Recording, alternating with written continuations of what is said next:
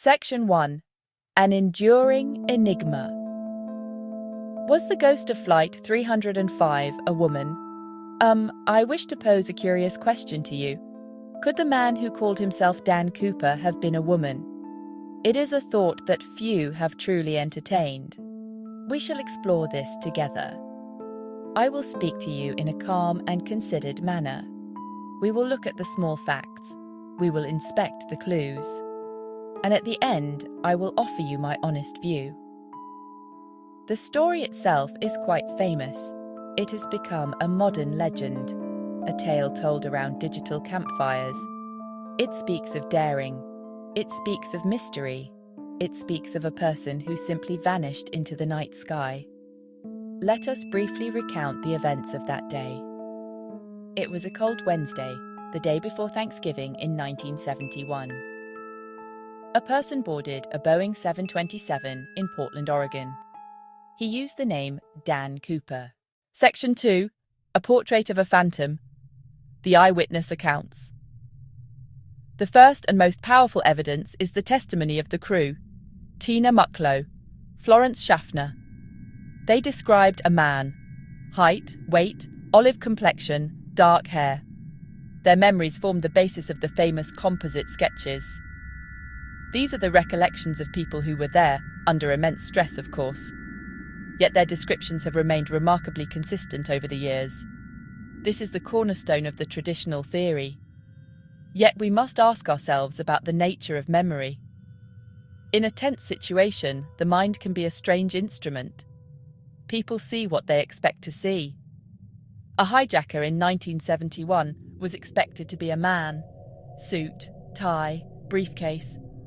The crew may have seen these symbols and filled in the blanks. The lighting in the cabin was not bright. The hijacker wore dark glasses for a time. Could the soft jawline, the slender neck, or the lack of a prominent Adam's apple have been missed? Section 3. The tangible traces. Examining the physical clues. Beyond the witness accounts, we have the physical evidence. The hijacker left very little behind. This, in itself, suggests a meticulous plan. The most significant items were 8 cigarette butts. These were from Raleigh filter-tipped cigarettes. In the early days, DNA technology did not exist. By the time it did, the evidence had been handled by many people. Attempts in the 21st century to extract a DNA profile have been inconclusive. They found partial DNA from at least 3 different individuals, but none could be definitively linked to the hijacker. This trail has unfortunately gone cold. The hijacker also left behind a black clip-on tie. An expert analysis in 2011 found something remarkable on its surface. Using a powerful electron microscope, scientists discovered thousands of particles. Pure, unalloyed titanium. This was a rare metal in 1971. It was used in very specific high-tech industries. Aircraft manufacturing, chemical engineering, or an engineer. Let us now consider the psychology of the person known as Cooper. What was the motive? The most obvious answer is money. $200,000 in 1971. Enough to disappear and start a new life. This motive is universal. It is not tied to gender. A man or a woman driven by debt, driven by desperation, driven by a desire for a different existence. The motive of financial gain provides no leaning either way. A human motive, plain and simple. Think about the social context of 1971. Opportunities for women were far more limited then. The feminist movement was gaining momentum, but society was still very patriarchal. A woman who felt trapped, who saw no other way out, might be driven to an extreme act. A crime this audacious could have been an act of self-liberation.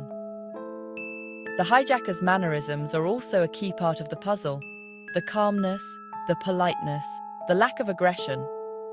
This was not a typical angry criminal. This was someone playing a very specific role. A woman in disguise would have to be an excellent actor. The jump itself is the most dramatic part of the story. The hijacker leapt from the rear stairs of a Boeing 727. The plane was flying at 10,000 feet. The winds were over 200 miles per hour. The temperature outside was well below freezing. The terrain below was a vast, rugged wilderness of mountains, forests. It was pitch black.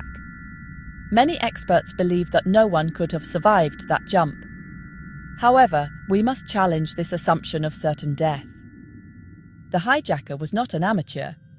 He, or she, knew to request a specific type of aircraft with rear stairs. They knew to demand a low altitude and slow speed.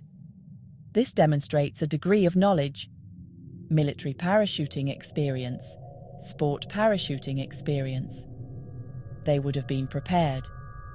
The human will to survive is a powerful force. It is entirely possible that Cooper, whether male or female, was an expert who knew exactly what they were doing and landed safely, if roughly.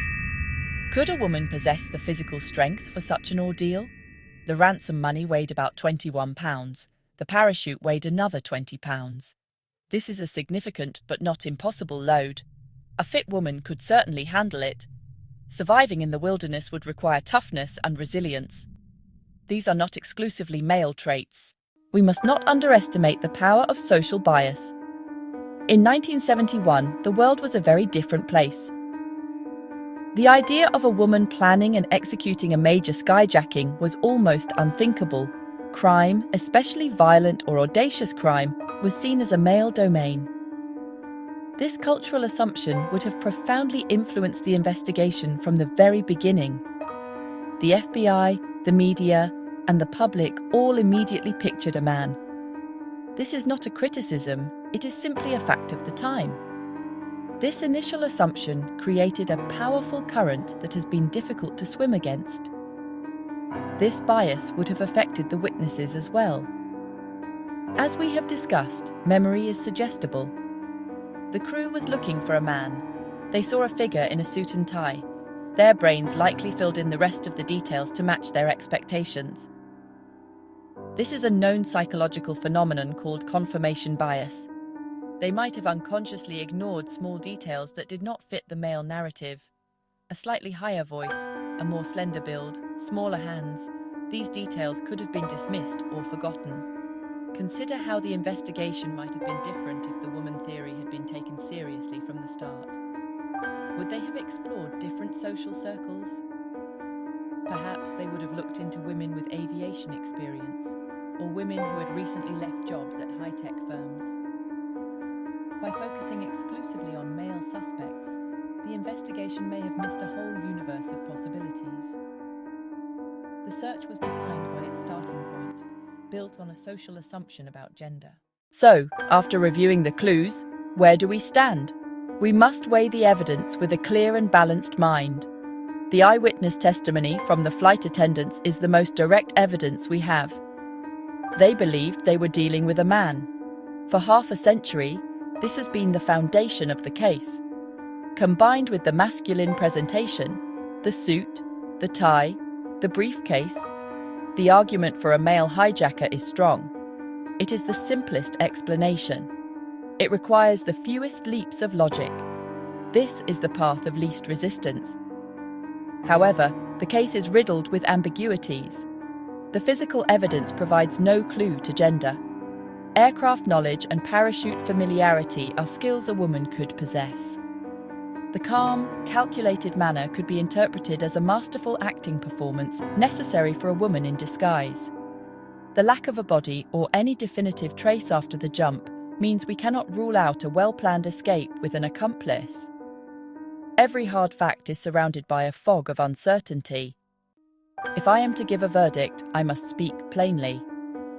Based on the balance of probabilities, the most likely conclusion is that D.B. Cooper was in fact a man. The eyewitness accounts, while not perfect, remain the most compelling evidence we possess. To ignore them would be irresponsible. But I must end with a note of gentle reservation.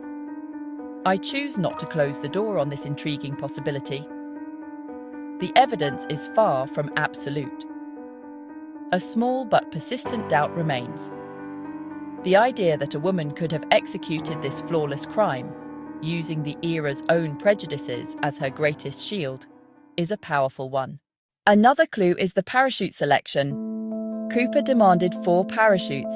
He was given 2 primary backpack parachutes and 2 reserve chest pack parachutes. He chose one of the primary parachutes and one of the reserves. Crucially, the reserve chute he was given was what was known as a trainer. It had been sewn shut for use in classroom demonstrations. It could not be opened. Did Cooper know this? Some say his choice of the good reserve proves his expertise. Others argue he simply got lucky. A woman could just as easily have been a skydiver or an aviation enthusiast. Finally, there is the ransom money. Years later, in 1980, a young boy found 3 rotting bundles of the cash. It was buried in the sand along the Columbia River. This discovery confirmed the general landing zone, but it deepened the mystery. Why was only a small portion of the money found?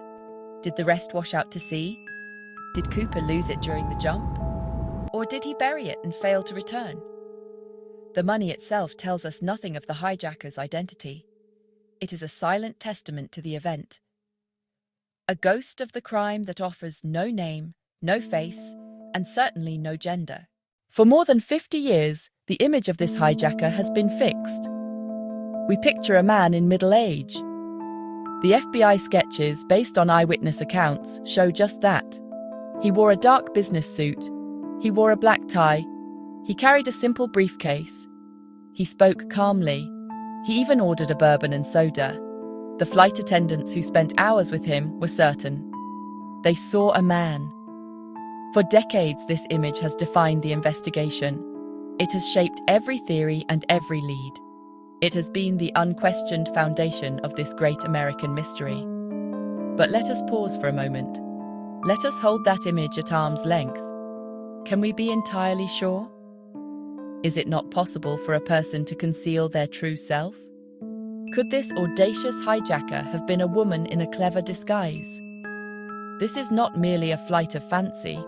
It is a question that deserves a serious look. To answer it, we must be careful. We must be plain. We must revisit the evidence piece by piece as if seeing it for the very first time. Let us begin this gentle interrogation of the facts. History is full of women who broke the mold.